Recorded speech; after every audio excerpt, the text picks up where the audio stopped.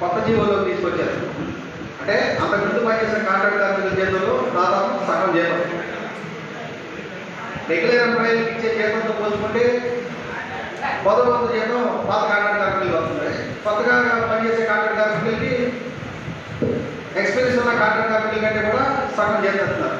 అంటే divide and rule చేసి అతి తక్కువ వేతనాలు ఇచ్చి శ్రమ దోపిడీకి విద్యుత్ యాజమాన్యం పాల్పడుతుంది. 100% సత్యం వాస్తవం. అదొకటి.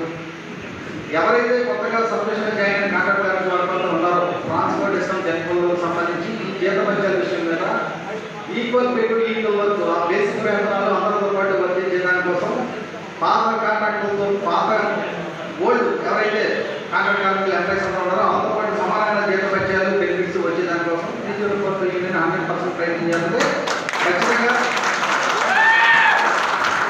ఆ జీతభత్యాలు వచ్చే వరకు కూడా నిరంతర పోరాటం చేస్తారనడం దేనికైనా సరే చేద్దాం. ఒకటి. రెండోది, ఇంకా చాలా సమస్యలు ఉన్నాయి. ఇప్పుడు మీరు అందరూ చెప్పేదానికంటే మీరు చెప్పే సమస్యలన్నీ కూడా మనందరం కూడా ముఖ్యమైన నాయకత్వాన్ని కలిపి కూర్చొని ఈ సమస్యలన్నీ ఒక వేదిక మీద తీసుకొచ్చి మాట్లాడుతుంది. ఏంటంటే మేనేజ్మెంట్ కూడా సీరియస్నెస్ అర్థం అవుతుంది. ఇప్పుడు ఇందాక మనం మాట్లాడినప్పుడు మన తమ్ముడు అంతకుముందు ఈపీడీసీ ఆఫీసులో పనిచేశాడు. ఈపీడీసీ ఆఫీసులో అనేక సంవత్సరాలు పనిచేసి ట్రాన్స్ఫర్ చేసుకుని ట్రాన్స్ఫర్ వచ్చాడు.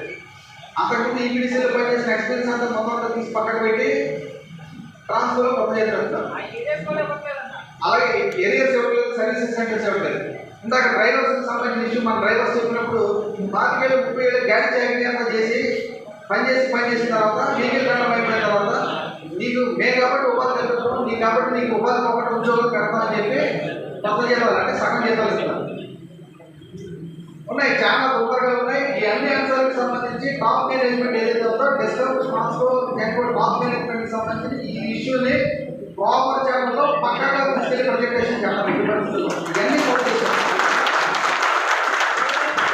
మీ అందరికీ చెప్పే అంశం ఏంటంటే ఇంకా రాష్ట్ర నాయకత్వం మొత్తం మాట్లాడాలంటే టైం సరిపోతుంది. రాష్ట్ర నాయకులు ముగ్గులు వరకు కొంతవరకు కొద్ది మంది వరకు మాట్లాడిన తర్వాత ఫైనల్ కన్క్లూజన్ రెగ్యులరేషన్కి సంబంధించిన అంశాలు, ఈక్వల్ పే ఈక్వల్కి సంబంధించిన అంశాలు, అలాగే ఈ డిమాండ్స్ అన్నిటికి సంబంధించిన దాని మీద స్టాండ్ ఏంటి అనేది చాలా స్పష్టంగా ఇక్కడికి వచ్చిన మన నాయకత్వాలు ఈరోజు ఇక్కడికి ఆహ్వానించింది సిపిడి లైన్ స్కాన్ తరపు నుంచి ఎంఆర్టీఆర్ విభాగాల నుంచి కార్యక్రమాలు రమ్మని చెప్పి అడిగాం.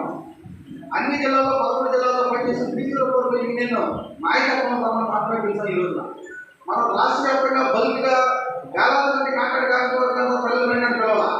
ఈ రాష్ట్ర సదస్సుని పిలిచింది ఓన్లీ జిల్లాలో ఉన్న ముఖ్యమైన నాయకత్వాలను మాత్రమే పిలిచి మాట్లాడుతున్నాం.